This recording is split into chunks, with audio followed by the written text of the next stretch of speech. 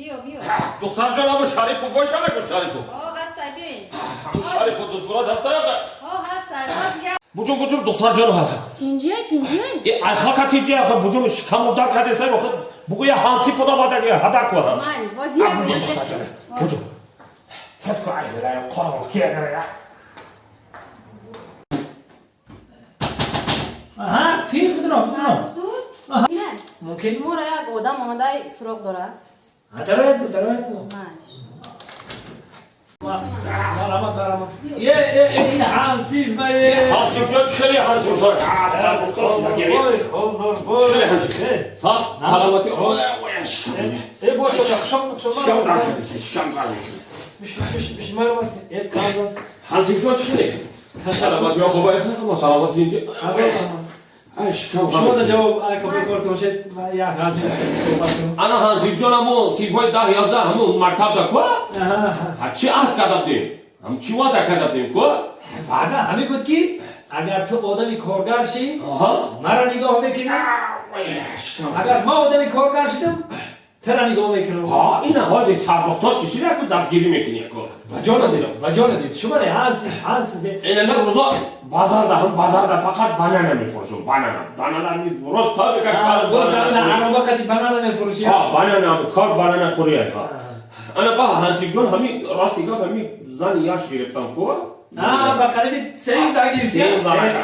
اوشی شما یا سرمختوری کلان اهده یک زن باید از آن نبرویم یک بلاکت زندگی منو سرشته میکنیم تو قانت از آن که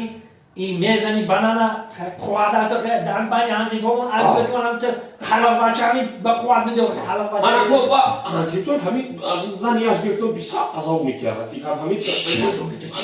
همین شما خوام کو خماستی خوام میگم همین یک پاچه همین تا بالای شکم من میگیرم هم به در میکنه در پاچه شده برای شکم شما میمونه شکم شما درد میکنه درد میکنه یک این دمیش داره چی داره شکم آخه نمیدارم چی باید شده بچه این شکم تو دمیش داره در حقیقت این نمیدارم چی باید شده انا هانسیف جان ما گفتم که همین گپا گفتم که شکم در کن من یک حاجت خانه رفتم دیوم مالی بحضور یک حاجت خانه برای بیا من خیلی باید نازده چنی می نویسیم بیا بحضور برای خود بای این هنسیفی ما بچه زوری زور بوده همین سادگیش تو حاضر همین سادگیش هست قرش از انا یک شوخی طلبگی مکتبی منو بیارم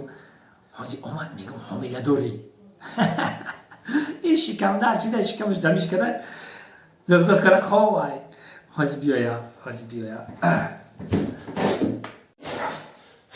آمده هنسیف بیا شکم هولم پس نشده کو آخه در میکنه آخه اچھا کو رازی من یک دیده برام باید در میکنه کو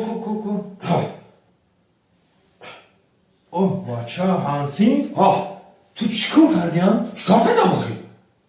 نه من نمیدونم تو چیکار کردی آخی؟ چیکار کردم آخی؟ چی نکردم آخی؟ من نمیدونم اینجا دایی یه آدم علیخه نکن تو چیکار کردم آخی؟ ای بچه ای گبانی خون هنسیف یکی بیا گپت میگم هیچ جدا نگو خواب تو حامی نداری